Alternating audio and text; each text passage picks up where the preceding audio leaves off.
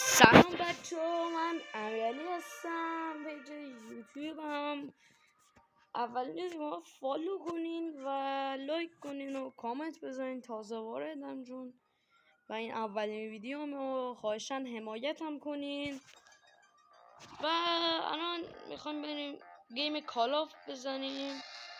اگر دوست داریم به من بگین که تو چه بتلی بازی کنیم. بتل رویا و اینا، هر چی بتل شما بگین و من بازی میکنم. تازگی هم که هست شروعا چند دفعه کال آف هم پرید کامل.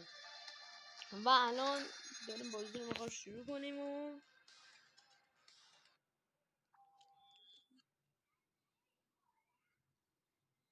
داره شروع میشه.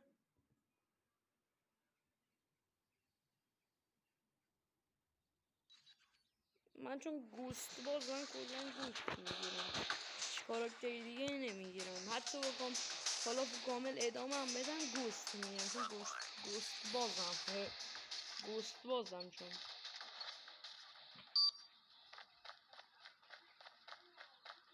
یه رفیق داشتم داخل این بازی که اولین بار با هم دیگه اینو آشنا شدیم. آجا همه چی رو آتیش داشتم میگیرم.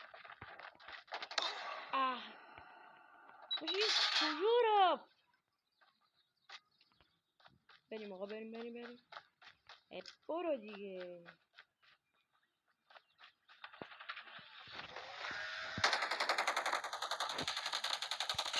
این اولی که نبوده.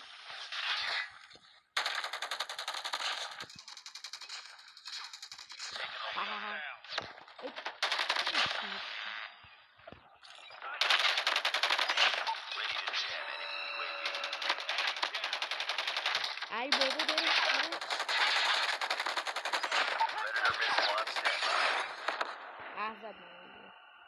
بالاخره ما خوردیم آقا.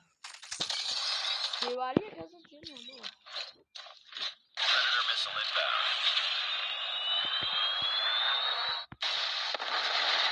خب بهش که نرسید شاید بهم یه خوش خیلی بگیم. حالا ما گفتیم اون چون اونجا میدونیم که همه دونشون تایی زنه ما گفتیم شانسمون رو امتحان کنیم دیگه. شاید دیگه یه دو نفر گیرمون بیاد.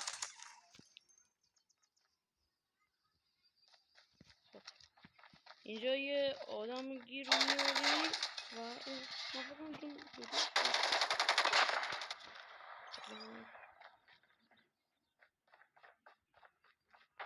اینجا این وقتی از این کلا نفس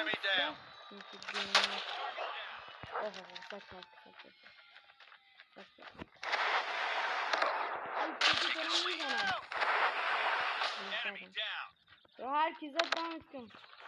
اون نجات دیگه.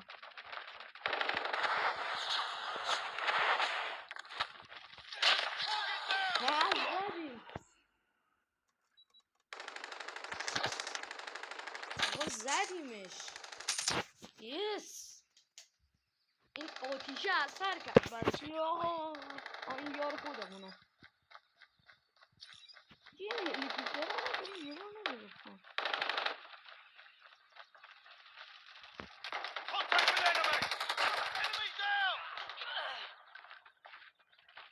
Objective almost complete. Keep it up.